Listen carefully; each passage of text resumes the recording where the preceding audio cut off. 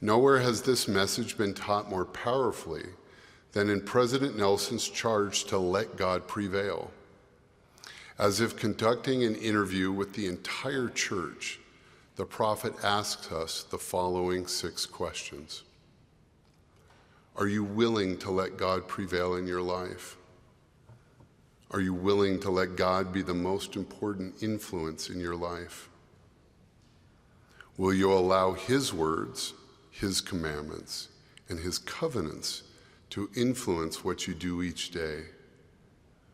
Will you allow his voice to take priority over any other?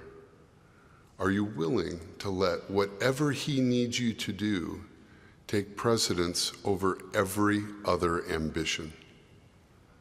Are you willing to have your will swallowed up in his?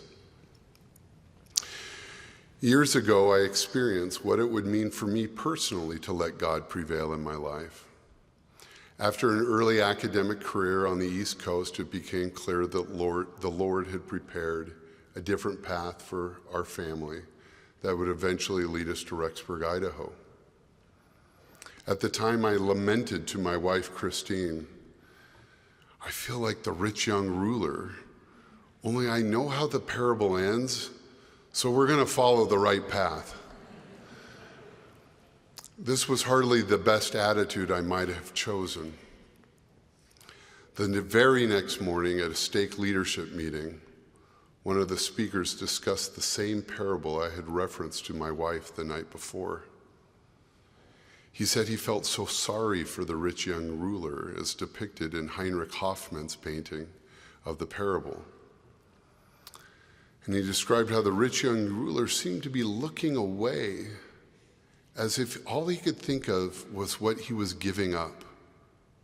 The very act of looking away was keeping him from seeing a better path that the Savior was pointing him to. Brothers and sisters, every time we let God prevail in our lives, we are giving up our natural self for something far better in Jesus Christ. The pattern of letting God prevail also requires us to seek and receive personal revelation. President Nelson taught this in his message, Revelation for the Church, Revelation for Our Lives. Heaven's direction came not only in his church service, but in his life choices of where to live, his education, who to marry, his professional work, and later in his parenting.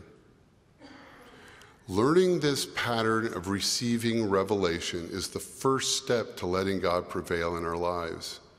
It will also help our young adults find and receive the revelation that they need and that will bless them in this critical season.